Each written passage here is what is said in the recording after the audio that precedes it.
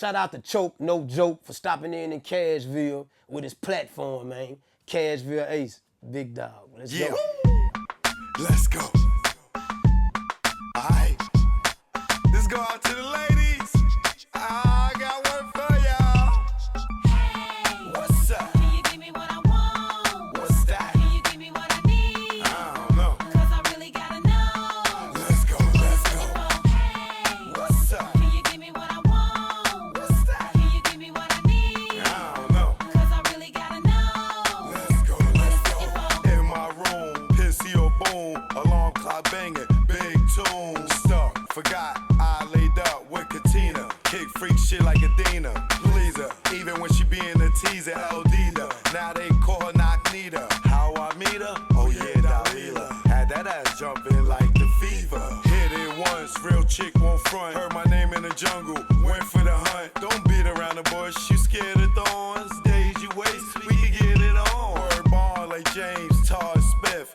Doing it in the back of my whip. Who you with like Jigga? Ain't no nigga. Blow your back out like this nigga. What's up?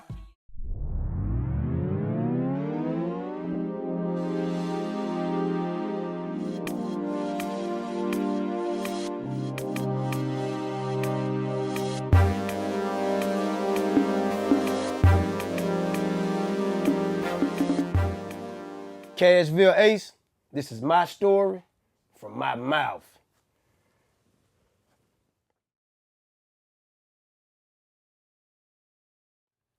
Where you from originally and where do you currently reside? Where I'm from originally and where I currently reside, I'm from Cashville, Tennessee, south side of Cashville, University Court. And for those people that don't understand slang, where you from? Nashville, Tennessee, University Court. How would you say was your upbringing? Poor, middle class, or rich? I mean, I'm gonna say, okay. How was my upbringing? Poor, middle class, or rich? I'm gonna say poor. You know, coming from the projects, you know, University Court. Oh, I ain't getting into that. Go into it. No, you can say whatever. Okay, all right. I ain't know how if you still doing the drops. Oh, let's go then. Go ahead, say How was my upbringing? Poor, middle class, or rich? I'm gonna say poor. Coming from University Court Project in Nashville, Tennessee.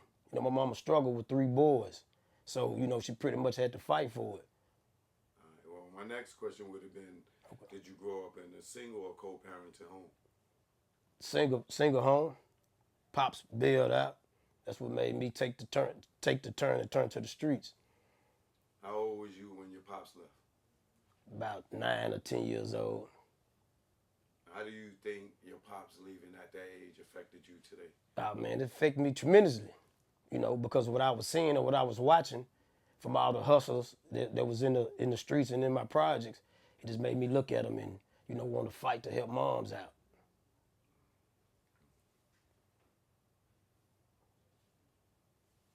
As a kid, what did you think you were going to be? As a kid, what I thought I was gonna be, I started writing music probably around 8 years old. So then listening to Goody Mob and like Tupac, I knew I was gonna be an artist.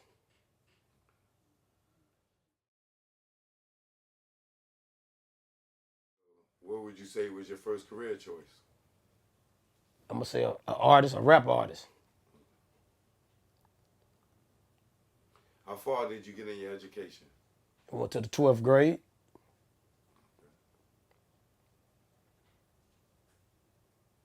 At what age do you feel you became an adult? At what age? At what age did I become an adult? I'm gonna say 20 years old. You know, just kind of figuring it out. And once I got it, like I said, watching the hustlers, I started maintaining. I started taking care of home. I started helping mom out, lighting the load on her. So I'm gonna say 20 years old.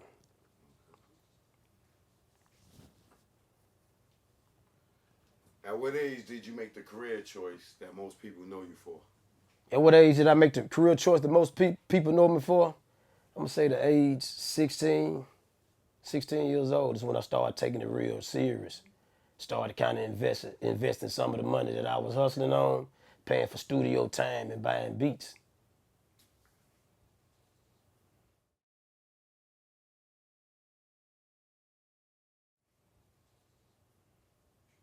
was your early struggles as an artist, and how did you overcome them? What was my early struggles as an artist and how did I overcome them? Was pretty much taking it serious as I needed to take it, because I still had one foot in the streets and one foot still want to, be the artist that I did. So I'm going to say I started at 16, around 18, 19. That's when I really started taking it serious and started seeing a revenue off of it. But what was your struggles as an artist? My struggles as an artist is, coming from Nashville, Tennessee, they call us country, but ain't nothing really country about us. So it was the resources that it was, like radio play, landing, shows and things like that. A lot of times, if you don't have that type of networking, or if you don't have that type of resources, it's kind of hard to get your name out there as good as you want to get it out there. So how did you overcome that? How I overcame that, once I understood the game, I started taking trips to Atlanta, Houston, LA, I knew a promoter by the name of Mike D. He might book Nelly. So I get on the show with Nelly. I knew a promoter named Chill Will that'll bring artists through. So once he brought them through, I'm like, yo, what is it gonna take to get on that show? So whatever it took, whether it was 1,000, 15 or 2,000, I'm gonna do whatever it takes, to further my hustle, which was music.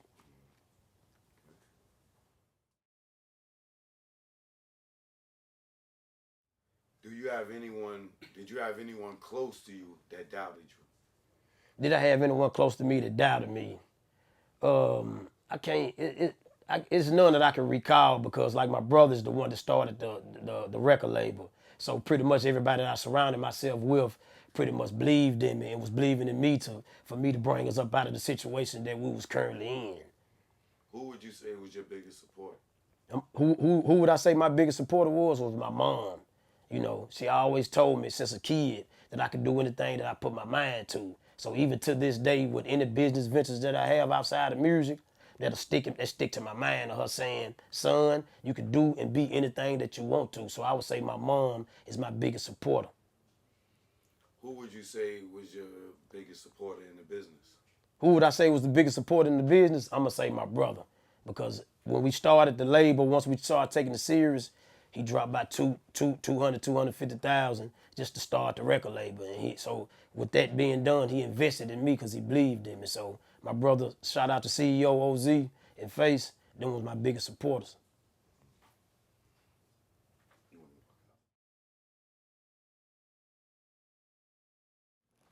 What would you say is the highlight of your journey? The highlight of my journey, I'm going to say the struggle. That was the highlight of it, And, coming out the struggle and finally topping billboards, that was a big accomplishment to me, coming from 127A University Court to seeing my name in the billboard books. So that was the highlight of my journey, being spent on the radios, getting the BDS spins in, and really seeing that, after all the hard work and the money that we had invested, it started to turn around for us.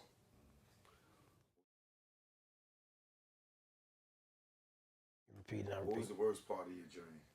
I'm gonna say the worst part of my journey, was kind of when I dropping the first CD, and probably a week after it came out, I ended up incarcerated, due to still having one leg in the streets and one leg in the music business. So it's kind of hurted because the buzz was building up momentum, so kind of going in, it's still, I had my brother out here, so, thank God he still pushed what he could, but having me would have been a bigger impact on it as soon as it did. And how did that affect you? Affect me tremendously. We had shows lined up. We had a whole press run lined up. So me being incarcerated when the CD dropped, it ceased everything. So the only thing they can go off of was pretty much, what they can work with of the CDs and, things like that. So it kind of hurt the momentum big.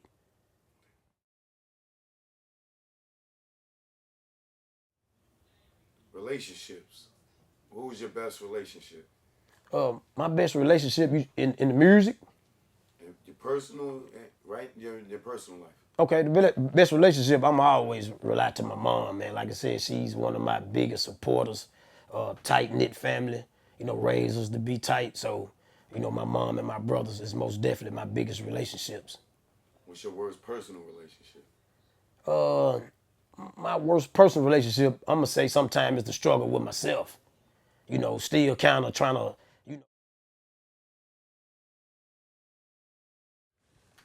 If you had to do it all over again, what would you do different? know, if I had to do it all over again, what would I do different? To be honest with you, probably wouldn't do nothing different. Because everything that I done went through and everything that I done been through give me the strength and give me the power to really relate to the younger generation, you know, and keep it as solid as that. You know, dealing with the younger generation right now, if you just talking about it, you ain't really walked it, you ain't really lived it, they ain't trying to listen to you. So I got a strong hold on my city. I done put plenty miles in my city. Very respected in my city. You dig what I'm saying? So I probably wouldn't do nothing over because my testimony is my testimony to them, to really bring them out of some situations that I might not seen that was light at the time. That's peace. All right, it's some young boy right now watching this young lady, and they trying to get where you are already at, and they just starting off. Mm-hmm. How can you tell them, what potholes in life can you tell them to avoid to get where you at?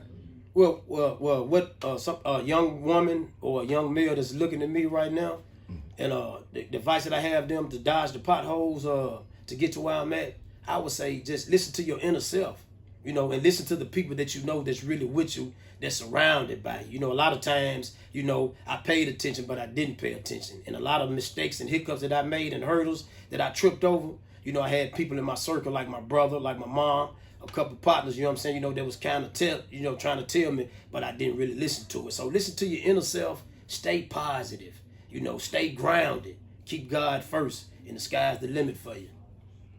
All right. Go.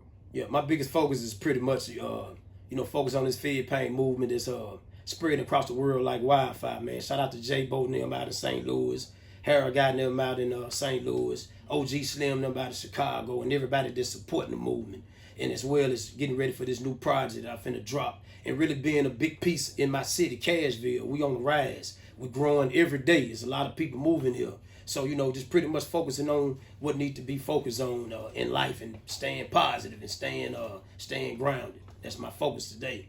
First of all, I'm going to say go to cashvilleace.com. I released a book called The Rebirth. That's real good. It's a good read. Go to fedpainentertainment.com. The magazine is on there. The clothes is on there. I'm currently right now finishing up a project that's called The Rebirth as well. You can find me on IG at Cashville Ace. That's CASHVILLE.